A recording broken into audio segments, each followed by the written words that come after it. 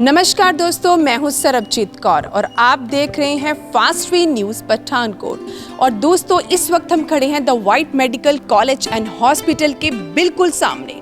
दोस्तों, आप सब जानते हैं कि अगर हमारी सेहत ठीक है तो सब कुछ बढ़िया, नहीं तो कई बार लोग बोलते हैं हमें फ्यूचर की टेंशन है, हमें पैसों की टेंशन है, लेकिन अगर हमारा स्वास्थ्य सही नहीं है तो कुछ भी बेकार है। तो घबराइए मत, क्योंकि the white medical college and hospital हर तरह की सुविधाएं लेकर हमारे लिए आया हुआ है। तो दोस्तों, आइए हम ले चलते हैं आपको द वाइट मेडिकल कॉलेज के अंदर और यहाँ पे किस तरह की सुविधाएं हैं, किस तरह के डॉक्टर्स हैं, हम सब आपको दिखाते हैं।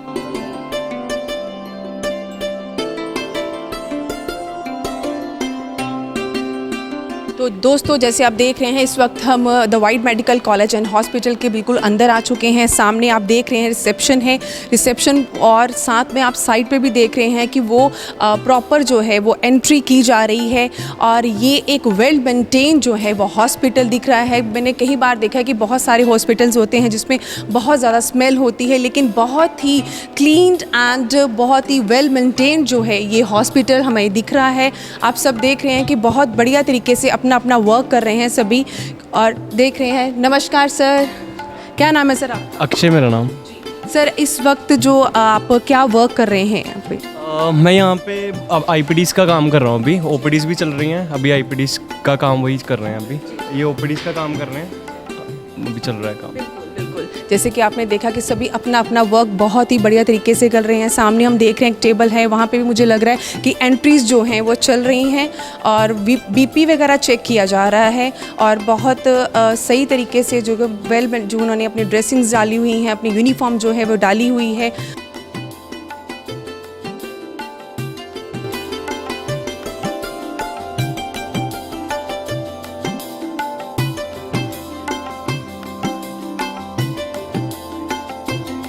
तो मेरे पीछे आप देख सकते हैं कि ECHS काउंटर है और आयुष्मान पेशेंट हियर यहाँ पे लिखा हुआ है, वो अलग जो है वो काउंटर बनाया गया है। बहुत ध्यान से अलग अलग पेशेंट जो हैं यहाँ पे बहुत ज़्यादा जो है वो रश पे नहीं पड़ता, क्योंकि काउंटर अलग अलग होने से जो है वो बहुत लंबी कतारें भी नहीं लगती। जैसे कि आप सब देख रहे हैं कि बिल्कुल रिसेप्शन के साथ ही फार्मेसी है, किसी को भी बाहर मेडिसिन लेने के लिए नहीं जाना पड़ता, सब जो है मेडिसिन यहाँ पे अवेलेबल हैं। और कई बार होता है बाकी हॉस्पिटल्स में लिख दिया जाता है कि कुछ मेडिसिन बाहर से मिलेंगी, लेकिन यहाँ पे ऐसा कुछ नहीं है, सब मेडिसिन यहाँ पे ही अवेलेबल होंगी।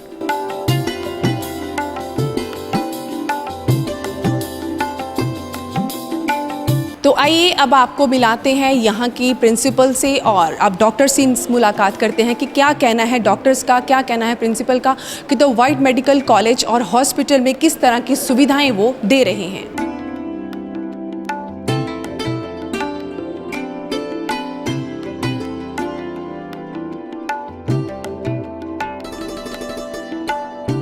नमस्कार दोस्तों, मैं हूं आपकी एंकर सरबजीत कौर। जैसे कि आप सब जानते हैं, फास्टवे नेटवर्क एक ऐसा नेटवर्क है जो आपको पल पल की खबर, पल पल की अपडेट देता रहता है।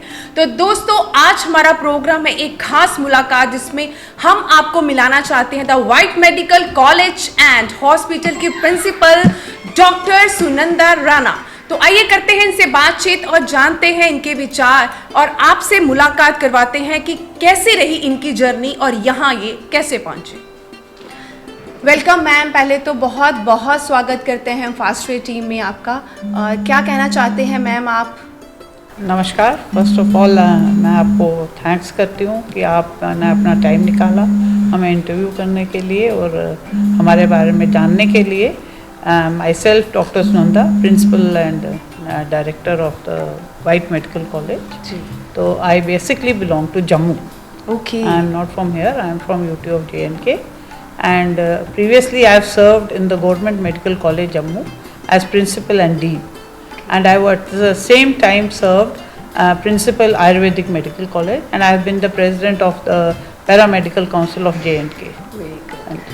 तो मैम, आपको इस लाइन में कितना टाइम हो गया, कितना जो टाइम जो है आपने ये डॉक्टर लाइन में अपने दिया और उसके बाद आपने प्रिंसिपल ही जो है, जो प्रिंसिपल आप बने हो, कितना टाइम आपने अपना जो टाइम है दिया इसको?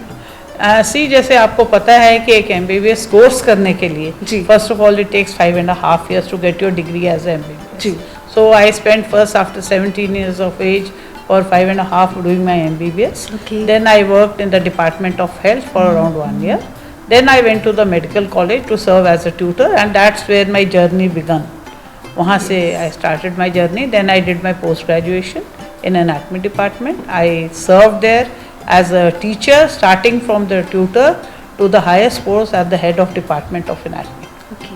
And after that I was posted in 2017, appointed by the government as the principal and dean in Government Medical College, Jammu. So it took me 38 years total, and I worked with the government setup with the full satisfaction and with full moral and duties for 38 years. Very good ma'am, बहुत लंबी journey है आपकी। और ma'am एक बात मैं आपसे और पूछना चाहती हूँ, जैसे आपने बोला कि आप जम्मू में आप रहे हो प्रिंसिपल, तो आपने the white medical college and hospital को ही दोबारा क्यों चुना?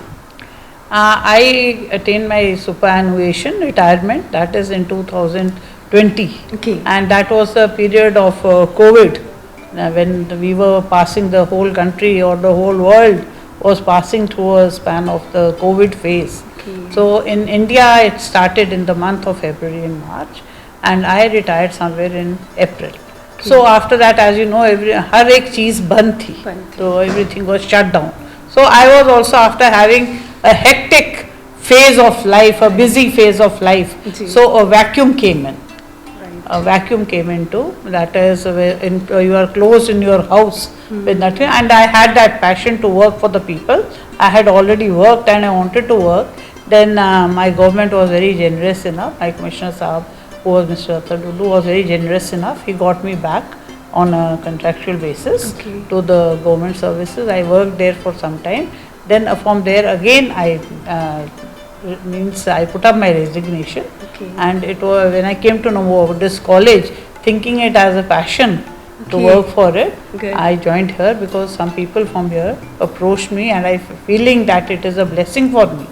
So I thought I would join. Right ma'am, actually ये जो वर्क है, ये आफ्टर, जैसे आपने बताया कि आपने रिटायरमेंट के बाद भी आपने अपनी जर्नी जो है स्टार्ट की, पैशन ही है। ये तो मतलब कई लोग सोचते हैं कि बस अब बैठ जाते हैं घर, लेकिन आप मतलब बहुत, हमारे लिए भी, जैसे हम लोग हैं, हमारे लिए भी आप एक जो है वो एक मिसाल के रूप में कायम हुए हैं कि बिल्कुल अगर हमने सोचा है कि कुछ करना है तो करना ही है, घर में नहीं बैठना। Moreover, I would add to it that experience does matter. Yes, right. A fresher and an experienced person do make a, everything is not written in the books. Yes. It is the passage of time, it is your experiences in life which make you wise. जी, So the experience in life is very important. Okay, तो ma'am हमारे इस college में ऐसा मतलब कौन सी नई सुविधाएं हैं जो आपको लगता है कि बाकी कॉलेजेस में नहीं हो सकती? बेसिकली सी ये जो हमारा कॉलेज है, वाइट मेडिकल कॉलेज, एक तो इसमें 2 पार्ट्स आ जाते हैं। एक आ जाते हैं academics, that is the college part what we talk of. उसमें that is clearly dealing with the students. तो whereas the students are concerned, again as per the NMC, as we have they have divided into different phases, phase 1, phase 2, phase 3. Again, because of the COVID, the total structure of the education was changed, because we had less of time and more to cover. Okay. So they divided it into different phases. So now that it has been divided into phases, at present we have phase 1, that is the first year, and phase 2, that is profession second. Okay. Prof 1, Prof 2 we have, and then we have Prof 3, Part 1, Part 2. And we don't have a final Prof at this time, we only have Prof 1 and Prof 2 at this time going on with us successfully. All the students are satisfied with the academics, the teachers are very competent, we have got experienced teachers. Again, I would say, like I said, everything, whatever a teacher teaches is same what is written in the books, but how we convey to the students, how we conduct our class, that is with time, and we learn what you must have also been to some school or college, so you must have felt the difference what a fresher can teach and what is there. But whoever our fresher teachers also, they are also fully qualified, that is as per the NMC, they fulfill the norms, whatever is the requirement, they fulfill the norms, then only we take them up or we promote them. Okay. So we have all the teachers over here to take these classes. And similarly, the second part, like I said, is the hospital. So first is the academic, second is the hospital part. Now these students only, when they go to second prof, they have to also attend the hospital. That is, they have to see, they are guided by their teachers, the clinicians, to look after the patients, how patient care is to be done. Similarly, in the first year also, once a week, they interact with the patients. So they, because they realize that was not in our times. Now lately NMC has introduced it. That is, at an early time we expose them to clinics, that is to patients, so that with time they learn how to deal with the patients. Yes, right. So This is the main thing. So once the second year once a day for 2 hours they are in the hospital. Okay. Rest time they are attending the classes. Whereas the first year children, they once a week for 1 hour go to interact with the patients. Okay. And our clinicians over here, they are guiding over there. We have the clinicians, we have the doctors in different faculties who have come from different colleges, like they have come from the reputed prestigious institution, the AIMS from Delhi. They have joined us, they are working with us. We have many teachers coming from the elite and reputed. Okay और ma'am जैसे कि हमने सुना है कि जैसे आपने भी हमें बताया कि एम्स से यहाँ पे डॉक्टर जो हैं वो काफ़ी आए हैं, मतलब बहुत काबिल डॉक्टर यहाँ पे आए हैं, तो मैम मतलब कितने आपके एम्स से कितने डॉक्टर यहाँ पे आए हैं? We have around 3 doctors at present Okay. who have come from it and are joining, and 2 more are joining us by the month of June. Okay And तो दोस्तों जैसे कि आपने सुना डॉक्टर प्रिंसिपल जो हमारे हैं सुनंदा मैम को, और उन्होंने बहुत बढ़िया तरीके से बताया कि किस तरह से जब एक डॉक्टर है वो जो ट्रेनिंग है वो अकेली ट्रेनिंग की तरह नहीं होते हैं, उनको पूरा बताया जाता है कि किस तरह से पेशेंट के साथ जो है उन्होंने इंटरेक्ट करना है, किस तरह से वो बात करेंगे, किस तरह से वो हार्ट के साथ उनसे काम कर रहे हैं। और मैम ने भी अपनी जर्नी में 38 उन्होंने बोला है 38 ईयर जो है वो इस जो है अपनी जर्नी को दे चुके हैं। तो दोस्तों ऐसे जो कहते हैं हमारे सामने ऐसी जो डॉक्टर मिसाल जो है बहुत बड़ी मिसालें होती हैं, जिससे हम लोगों को भी सीखने को मिलता है कि अगर अपना काम करना है तो इस तरह से ही होना चाहिए।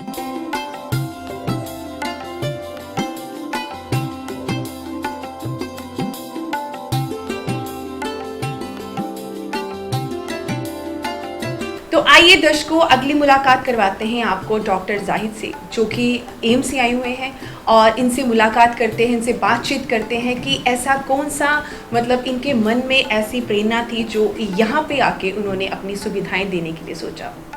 बहुत बहुत स्वागत है सर आपका हमारी फास्ट वे टीम में। क्या कहना चाहते हैं सर आप? सबसे पहले हमारी जनता को आप अपनी जो प्रेरणा है किस तरह से आपने अपनी जर्नी स्टार्ट की, और कई बार होता है कि बचपन से ही किसी का एम होता है कि हमने डॉक्टर बनना है, आपका एम था सर या आपको किसी से प्रेरणा मिली? मुझे तो मैं JNK से बिलोंग करता हूँ, अनंतनाग डिस्ट्रिक्ट से। एक छोटे से गांव से मेरी फैमिली में इमीडिएटली कोई डॉक्टर नहीं था, इवन मेरे विलेज में भी कोई नहीं था जी दोज डेज। तो मुझे अपना बहुत इंटरेस्ट इंजीनियरिंग साइड था, बट पढ़ने में मतलब मैंने एक स्टेज पे पिक अच्छा किया तो हर कोई कहता था नहीं तुम डॉक्टर बनो। तो mostly my mother was like that कि she pushed me into this field. So my journey began with like JMC Srinagar, जहाँ से मैंने MBBS की। Sher Kashmir institute of medical sciences, again वो भी कश्मीर में ही है। इंडिया मतलब पैन इंडिया लेवल पे एक फेमस इंस्टीट्यूशन है जो कि टॉप 20 में अपीयर होता है। फिर मैं fortunately I was very lucky कि मैंने अपनी DM जो है वो एम्स दिल्ली से की। तो I was very fortunate with the grace of God कि I got this opportunity everybody dreams about and for, कि मुझे खुदा ने एक मौका दे दिया उनकी कृपा से कि मैं वहाँ उन गुरुओं से उस कल्चर में और उस क्लाइमेट में मुझे ट्रेन होने का मौका मिला। वेरी गुड सर, मतलब इतनी अच्छी आपको अपॉर्चुनिटी मिली थी, आप वहाँ पे एम्स में वर्क कर रहे थे, तो ऐसा आपके माइंड में क्या आया कि आपको लगा कि आपको तो वाइट मेडिकल कॉलेज और हॉस्पिटल में यहाँ पे अपनी आपके सुविधाएं दी? हाँ, बाहर काम करना है उसके कुछ रीज़न थे जी, क्योंकि देखिए दिल्ली लेवल पे और एम्स जैसी जगह पे डिफरेंस क्रिएट करने वाले बहुत लोग होते हैं, राइट, बट वो लोग किसी छोटी जगह आना ये थोड़ा मुश्किल होता है। उसमें जो ना आना चाहते हैं उनकी भी कोई लाइक मॉरल रेस्पॉन्सिबिलिटी मैं कहूँगा कि नहीं है, वो भी अपनी जगह ठीक होते होंगे। बट मेरा इसमें क्लियर व्यू पॉइंट ये था कि देखिए यहाँ आने का एक तो पंजाब मतलब is second home for us, so I always wanted to work in Punjab because मैंने MD के बाद भी अमृतसर में काम किया था। So I always felt like at home, in fact better than at home. तो फिर सलारा साहब के साथ मेरी किसी तरीके से बात हुई, तो sir is obviously like a magnet, so he brought me here. When I came to this place, initially there were only 3 patients in this hospital. जब मैं निकला गया उस टाइम, तो ये रिस्टार्ट कुछ कर रहे थे. There were 3-4 patients just. जब मैंने देखा तो मैंने मैप जब खोला, मुझे ये लगा कि ये 3 स्टेट्स का रूरल एरिया है. Yes, right. J&K, Punjab and Himachal Pradesh. तो पेरिफेरल होने के, क्योंकि मेरा ओरिजिन भी एक like it comes from like sort of a far off, like from away from capital city, तो उस मतलब नाते से मुझे ये ख्याल दिल में आया कि अगर ये एक बड़ी संस्था है, एक मेडिकल कॉलेज है, इस पे अगर मेहनत की जाए, इनके पास बिल्डिंग है, इंफ्रास्ट्रक्चर है, अगर कोई ऐसा मॉडल हॉस्पिटल का होता है जिनके पास 50 बेड टोटल है, वो नेचुरली पेशेंट के लिए हेल्थ केयर का कॉस्ट रिड्यूस नहीं कर सकते हैं. रीजन है कि उनको रेंट भरना है. इनके पास बड़े बेड पड़े हैं, स्पेस है. तो देखो गोल क्या है, एक quality health care, but India में और थर्ड वर्ल्ड में वो एफोर्डेबल भी होना चाहिए. अगर आप एक अमेरिकन स्टाइल का हेल्थ केयर क्रिएट करोगे विद एफिशिएंसी, बट वो एफोर्डेबल नहीं होगा, उसका कोई फायदा नहीं है. तो हमारा विजन है इस जगह पे, जैसे डीएमसी, पीजीआई जैसे संस्थाएं हैं, हमारा विजन और मोटिव वो है कि हम एक इसको टॉप लेवल पे लाएं.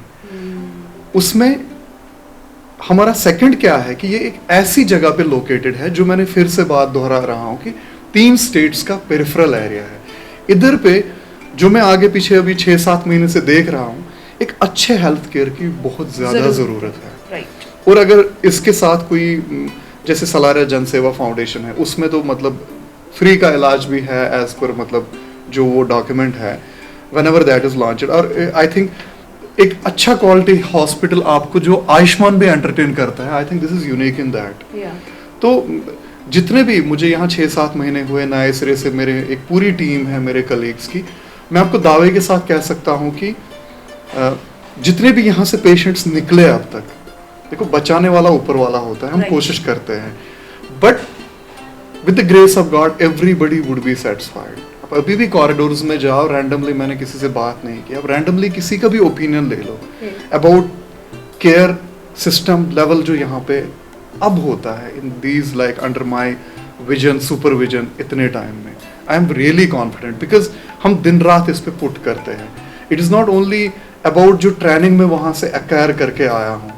ट्रेनिंग तो चलो दिमाग में है, जब तक आप वो ग्राउंड पे इम्प्लीमेंट नहीं करोगे मेहनत से, लगन से, उसका डिफरेंस कोई आएगा नहीं. बिल्कुल सर, ये बात तो काबिलियत और एफर्ट दोनों जरूरी होते हैं. सर जैसे हमने सुना है कि कोरोना टाइम में तो लोग मतलब एक दूसरे के पास जाने से, इवन कि जो हमारे रिलेटिव्स भी थे ना, वो भी देखते कि यार नहीं मास्क डालो, ये करो, लेकिन हमने सुना है कि आपने अपने पेशेंट को मास्क उतार के अपना सांस दे के उनको बचाया. मतलब उस टाइम पे सांस दे के ऐसा नहीं है. ये टाइम्स ऑफ इंडिया पे मतलब एक न्यूज फैली थी. हाँ, वो न्यूज हमने सुनी थी. That was wrong, that was unfounded far, कुछ और था. रियल फॉर्म क्या थी कि टू पुट इट ब्रीफ, मैं एक एम्बुलेंस में एक क्रिटिकली इल पेशेंट कोविड का शिफ्ट कर रहा था. ये मई 2019 की पुरानी बात है जी. Fortunately, unfortunately, it became national news, Twitter, India trends, lot of other things happened around the news. तो briefly to put it historically, it was like कि मेरा पूरा पीपीई लगा था, तो उसमें फॉग हो जाता है अंदर. okay. जो आपके गॉगल्स होते हैं या हेलमेट होता है, उस पे अंदर से फॉग आ जाता है. जी जी. तो उनका पाइप एक्सीडेंटली निकल गया और वो ब्रीथ नहीं कर पा रहा था. जी जी. तो मेरे हिसाब से मेरे पास 10-15 सेकंड टोटल थे टू डिसाइड कि अगर मैं नहीं करता, क्योंकि मुझे वो पाइप वापस डालना था. अब वो एक इक्विपमेंट से डालते हैं जिसको लैरिंगोस्कोप कहते हैं, बट आपको दिखना भी चाहिए. मेरा कंप्लीटली शील्ड फॉग्ड था. जब मुझे लगा कि पेशेंट विल डाई, मैंने वो शील्ड रिमूव किया. नॉट माय मास्क, बट वो भी पीपीई का एक अहम हिस्सा होता है. तो मैंने अपना हेड गियर, अपनी ऐनक वो निकाल ली, और उसके बाद मैंने I put it, I was in quarantine. But उसके बाद मैं तो आज यहाँ बैठा हूँ, मैं बिल्कुल संतुष्ट हूँ. मैंने जेन्युइन चीज की जो मुझे करनी थी. शायद अगर वो पेशेंट मर जाता डायरेक्टली, कि मैं वो नहीं उस टाइम पे करता, तो मुझे पूरी जिंदगी एक आत्मा पे एक बोझ आता. अभी मैं मतलब वो फिर खुदा पे छोड़ा, उनको भी मुझे भी, एवरीथिंग वेंट फाइन. तो ये चली गई है बात। बट लेकिन सर है तो है ना, आपने अगर आप ये भी सोचते कि मैंने अपनी केयर करनी है, मेरे भी बच्चे हैं, तो बहुत चीज़ें बिल्कुल। होती हैं सर। देखिए मैं बताता हूँ, जब कोई ऐसी क्राइसिस सिचुएशन उठती है ना, एक्सीडेंट जैसे खुदा न खास्ता, तो ज़्यादा सोचने का टाइम नहीं नहीं मिलता है। होता। उस टाइम तुम्हारा इंटेलेक्ट नहीं काम करता है, एक रिफ्लेक्स होता है। यस। वो रिफ्लेक्स कभी भगवान भी दिल में डालता है, कभी आपके अंदर वाली आत्मा में कोई चीज़ होती जो आपको भी शायद नॉर्मल हालात में पता नहीं होता है। तो मुझे अंदर आवाज़ आई कि निकाल दो, डाल दो, मैंने खुदा पे छोड़ा। रिस्क तो है ऑब्वियसली, डॉक्टरी का जो पेशा है ना, अगर आप डेडिकेशन से करोगे, रिस्क है। अमेरिका में एक सेंसस है कि डॉक्टर पॉपुलेशन नॉर्मल पॉपुलेशन से 10 साल एवरेज में कम जीते हैं, क्योंकि स्ट्रेस दिन रात तुम कैरी करते हो। फिर आईसीयू वाला काम, इमरजेंसी वाला काम, कोई कूल पेशेंट ओपीडी की तरह आएगा नहीं। हर बार क्राइसिस होगी, ये होगा, तो कहीं ना कहीं स्ट्रेस लॉन्ग रन में आ जाता है। तो कहीं कहीं बार अब देखो ना, कोविड से कितने डॉक्टर मार गए, वो भी तो हजारों में, मतलब एटलीस्ट इफ नॉट हजारों में मरे होंगे just by being front line workers. तो देखो धर्म की तो यही जो है टीचिंग की दिन इंसान के लिखे हुए हैं। हाँ, तुम सुसाइड ना करो, वो एक बात है, बाकी कोई भी जेन्युइन कॉज के लिए, तुम सेवा के लिए तुम्हारी जान भी जाए तो वो तो शहादत हो गई ना। जी सर, अगर बात करें the white medical college and hospital में अलग अलग तकनीक की, तो क्या नया जो है मशीन वगैरह, क्या कुछ नया तकनीक आई हैं यहाँ पे? बिल्कुल, देखिए अगर आप नई चीज़ की बात करोगे तो बेसिक फैसिलिटीज़ के साथ, अच्छे एडवांसमेंट के साथ हम कैथ लैब ला रहे हैं।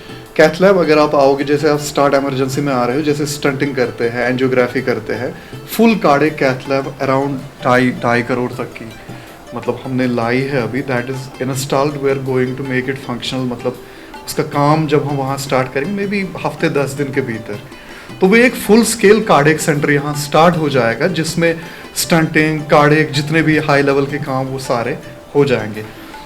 अपार्ट फ्रॉम दैट जितनी भी बेसिक फैसिलिटीज़ हैं, हमारे मॉड्यूलर ओटीज़ हैं, लेप्रोस्कोपिक सर्जरीज होती है यहाँ, इनफर्टिलिटी का ट्रीटमेंट, गायनी, जितने भी सर्जिकल प्रोसीजर्स, यूरोलॉजिकल प्रोसीजर्स, जैसे किसी को दूरबीन के जरिए यूरोलॉजिकल, कोई प्रोस्टेट ऐसी चीज़ें, यहाँ पत्थर वत्थर जितने भी होते हैं पित्त में या कहीं पे मतलब किडनी विडनी में, उनका काम एंडोस्कोपिकली या ओपन टेक्निक से, सारी जो नॉर्मल हालात में सर्जरीज होते हैं वो हम हर कोई करते हैं। हमारे पास आईसीयू बैकअप है, सोफिस्टिकेटेड एनेस्थीसिया है, नर्व ब्लॉक्स यूज़ करते हैं। कभी कभी हाई रिस्क पेशेंट जिनको आसपास लेते भी नहीं है, एक पेशेंट हमारे पास 220-30 बीपी, हार्ट फेलियर, शुगर 500, कोई उनकी पित्त की सर्जरी कर ही नहीं रहा था, अभी भी एडमिटेड है। तो वी टुक दैट केस, मतलब आफ्टर ऑप्टिमाइजेशन, जो नॉर्मल लोग डीएमसी, पीजीआई उन चीज़ों के लिए जाते हैं, यहाँ से बोलते हैं। तो उसके साथ साथ अगर आप आईसीयू जाओगे, इमरजेंसी जाओगे, फुल इक्विपमेंट, वेंटिलेटर, बाकी चीज़ें जितने भी होते हैं, वी हैव एवरीथिंग हियर। तो बाकी तो चलो ये हमारा पार्ट है, आप पेशेंट से भी बात कर लो। और नेचुरली हमारा जो भी डिस्चार्ज का प्लान है, मतलब डिस्चार्ज का क्या, इतने लोग यहाँ से डिस्चार्ज, मैं रैंडमली आपको भी सजेस्ट करूँगा, हर किसी को कहता हूँ, आप रैंडमली उसका स्नैप लेके 4-5 पेशेंट से रैंडमली बात कर लो जी, जो डिस्चार्ज ऑलरेडी गए हुए हैं, उनसे पूछो अबाउट देयर स्टे, फैसिलिटीज, डॉक्टरों का बिहेवियर, ट्रीटमेंट की क्वालिटी, मरीज को फर्क हुआ।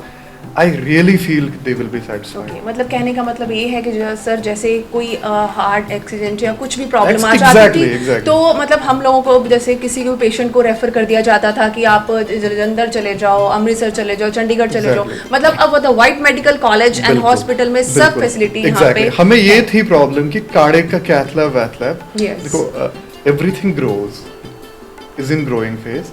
कैथ लैब हमें लाई, तो it's a big field for a small place like here. यहाँ ऑलरेडी चल रहा है, ऐसी नहीं बात है, but we can really give it in an affordable way and excellent quality care, irrespective of patient का पॉलिटिकल बैकग्राउंड क्या है, वो अमीर है, गरीब है, हमारे लिए सब लोग भगवान के भेजे हुए हैं। और सलारे साहब का विजन ही यही है। बिलीव मी, जब मैं टीम यहाँ लाया हूँ, अभी भी मतलब देखो जितनी हमने फैसिलिटीज रखी है, इनने जितनी invest, I am not a businessman, but just I happen to be part of those deals as a doctor, I represent them.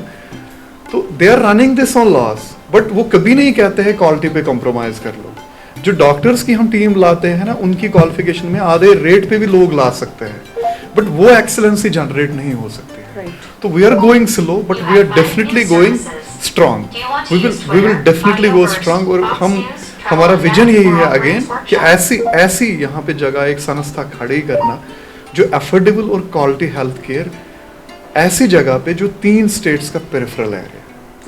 तो दर्शकों, जैसे कि आपने बात की डॉक्टर जाहिद से, किस तरह से उन्होंने बताया कि एक डॉक्टर पेशे के होने के बावजूद भी उनका दिल इतना अच्छा है, सॉफ्ट है, कि उन्होंने ये बात आपको बोली कि डॉक्टर होना तो एक चलो हमारा पेशा है, लेकिन साथ साथ हमारे दिल में एक पेशेंट के लिए एक प्यार और ऐसी भावना होनी चाहिए कि हमने उसको ठीक करना है। जैसे कोरोना के बारे में भी उन्होंने बताया कि उस वक्त उन्होंने ये सोचना था, उनके पास सिर्फ 2 सेकंड का टाइम था कि मैं ये मास्क अपना उतारूँ, ये अपनी शीट उतार के मतलब अब उनका ट्रीटमेंट करूँ या अपना लिखूँ, लेकिन फिर भी डॉक्टर जाहिद ने जो एम से आए हुए हैं उन्होंने पेशेंट को देखा। तो दोस्तों, करवाते हैं आपसे और किसी के साथ मुलाकात, तब तक हमारे साथ बने रहिए।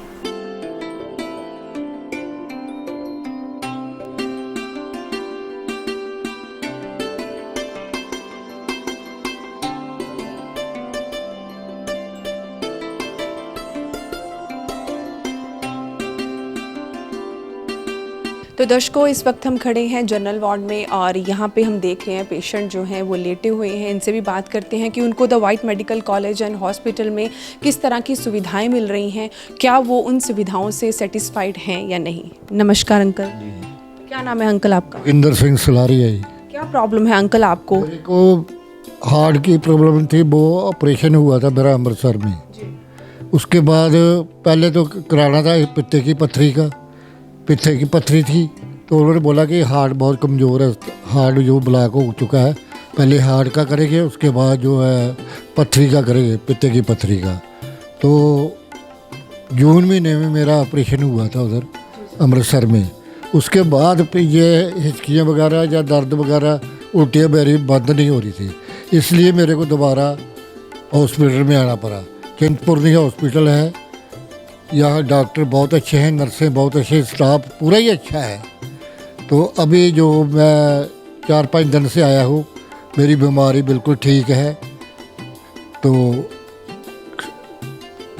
और खाना पीना जो भी है वो अच्छा है। जी जी। और डॉक्टर कितनी बार आपको चेक करने के लिए आते हैं? डॉक्टर 3 बार आते हैं, सुबह आते हैं, दोपहर को आते हैं, शाम को आते हैं। ऐसे ही नर्सें हैं, रात को सुबह भी देखते हैं, दोपहर को भी देखते हैं, शाम को भी देखते हैं। 24 घंटे मतलब उनकी ड्यूटी है। उधर मतलब मुश्किल ये सुनते हैं, अब कोई भी आवाज़ दे जल्दी आ जाते हैं। हाँ जी। जैसे देखा दर्शकों आपने कि पेशेंट जो है वो बहुत खुश हैं। उन्होंने पहले भी अमृतसर में अपना ऑपरेट करवाया, लेकिन वो ठीक नहीं हो पाए। द वाइट मेडिकल कॉलेज और हॉस्पिटल में आके उनकी जो दोबारा से वो सारा ट्रीटमेंट स्टार्ट हुआ और वो बिल्कुल अब ठीक हैं। तो आइए करते हैं किसी और पेशेंट से बात और उनसे भी जानते हैं कि किस तरह की सुविधाएं हैं इस हॉस्पिटल में और क्या उनको फ़र्क पड़ रहा है। नमस्कार सर। जी, मेरा नाम अश्विनी चौहान है। मैं पठानकोट का रहने वाला हूँ, शाहपुर चौक से बिलोंग करता हूँ। जी, यहाँ पे बहुत अच्छी सुविधा है और जो स्टाफ है, जो टीम है इनकी, डॉक्टर्स की, बहुत सबको मैं यही सजेस्ट करूँगा कि कभी किसी को कोई प्रॉब्लम आती है तो वो यहाँ पे एक बार चक्कर ज़रूर लगाए। आप पहले कहाँ थे? आप पहले अगर आपको प्रॉब्लम हुई आप सीधा इधर आए थे या पहले भी आपने कहीं इलाज करवाया अपना? पहले मैंने पठानकोट सिविल हॉस्पिटल में मैं 2 से 3 बार पहले ट्रीटमेंट करवाया, लेकिन मुझे फ़र्क नहीं पड़ा वहाँ पे। उसके बाद हमें किसी ने सजेस्ट किया कि यहाँ पे जाओ। हम यहाँ पे एक बार चक्कर लगाया हमने और आज की डेट में मैं ठीक हूँ। आज हमें डिस्चार्ज कर रहे हैं यहाँ से। बहुत अच्छी टीम। क्या प्रॉब्लम क्या थी आपको? मेरे को लीवर की प्रॉब्लम थी। मेरा एक्सीडेंट में लीवर काफ़ी हद तक डैमेज हो गया था, लीवर सिरोसिस आ गए थे। डॉक्टर्स ने बहुत अच्छे से मेरे को ट्रीट किया और उन्होंने अच्छे से संभाला मेरे को। जी, इनकी मदर भी इनके साथ हैं और हम उनसे भी बात करते हैं क्योंकि अगर एक बच्चा ठीक नहीं होता तो उसकी मदर को जितनी तकलीफ़ होती है वो एक माँ ही जान सकती है। तो इनसे भी बात करते हैं। नमस्ते आंटी। नमस्ते बेटा जी। हाँ जी, मैं पहली बार आई हाँ इत्थे ऐसा हॉस्पिटल ਦੇ ਵਿੱਚ। डॉक्टर जाहिद ने बहुत अच्छा साथ दिया हमारा और ट्रीटमेंट भी किया है, डॉक्टर जैन। और जो टीम है जहाँ की बहुत अच्छी, जो सफाई है, जो हॉस्पिटल है मैंने आज तक नहीं देखा। जब आपने पहले ट्रीटमेंट करवाया तो क्या उसका आपको इलाज सही नहीं लगा या मतलब कि उसको फ़र्क नहीं पड़ा, क्या मतलब क्या था? नहीं पड़ा, सिविल हॉस्पिटल में किया हमने, 5 महीने हो गए हैं। वहाँ पे स्टाफ भी ऐसे ही था, बेड था। जो डॉक्टर है चलो रोहित भारद्वाज, उन्होंने बहुत अच्छा इलाज ਦਾ ਕੀਤਾ ਵੈ, ਪਰ ਉਸ ਤੋਂ ਬਾਅਦ ਉਹ ਕਹਿੰਦੇ ਸਾਡੇ ਕੋਲ ਇਹਦਾ ਇਲਾਜ ਨਹੀਂ ਹੈਗਾ, ਤੁਸੀਂ ਨਾ ਜਾਂ ਚਿੰਤਪੁਰਨੀ ਲੈ ਜਾਓ, ਲੁਧਿਆਣੇ ਚੰਡੀਗੜ੍ਹ ਲੈ ਜਾਓ ਇਹਨਾਂ ਨੂੰ। ਮੈਂ ਅਫੋਰਡ ਨਹੀਂ ਕਰ ਸਕਦੀ, ਮੈਂ ਕੋਈ ਵੀ ਨਹੀਂ ਮੇਰੇ ਘਰ ਕਮਾਉਣ ਵਾਲਾ। ਤੇ ਸਾਡੇ ਗਲੀ ਮੁਹੱਲੇ ਦੇ ਮੁੰਡਿਆਂ ਨੇ ਇੱਥੇ ਲਿਆਂਦਾ ਨੂੰ ਪਾ ਕੇ ਕਾਰ ਵਿੱਚ, ਔਰ ਡਾਕਟਰਾਂ ਨੇ ਫਿਰ ਵੀ ਜਿਸ ਵਕਤ ਅਸੀਂ ਆਏ ਆ ਨਾ ਉਹਨਾਂ ਨੇ ਸਾਨੂੰ ਹੱਥ ਨਹੀਂ ਲਾਉਣ ਦਿੱਤਾ। ਮੈਨੂੰ ਨਹੀਂ ਮੈਂ ਬਿਲਕੁਲ ਨਹੀਂ ਸੀ ਇਹਨਾਂ ਦੇ ਕੋਲ, ਉਹਦੇ ਵਿੱਚ ਸੀ ICU ਦੇ ਵਿੱਚ 4-5 ਦਿਨ ਉਹਨਾਂ ਨੇ ਇਹਦੀ ਦੇਖਭਾਲ ਕੀਤੀ ਹੈ। ਕਹਿੰਦੇ ਆਂਟੀ ਭਾਵੇਂ ਤੁਸੀਂ ਘਰ ਚਲ ਜਾਓ, ਅਸੀਂ ਆਪ ਦੇਖਾਂਗੇ ਕਿ ਨਾ ਇਹਦੀ ਤੱਕ ਵੀ ਸਾਫ਼ ਕੀਤੀਆਂ ਉਹਨਾਂ ਨੇ, ਕਿ ਬਹੁਤ ਅੱਛਾ ਲੱਗਾ ਇੱਥੋਂ ਦਾ ਮੈਨੂੰ। दर्शकों, जैसे कि आपने सुना कि the white medical college and hospital में सभी जो हैं पेशेंट इतने खुश हैं, उनको उनकी सुविधाएं बहुत ही अच्छी लग रही हैं।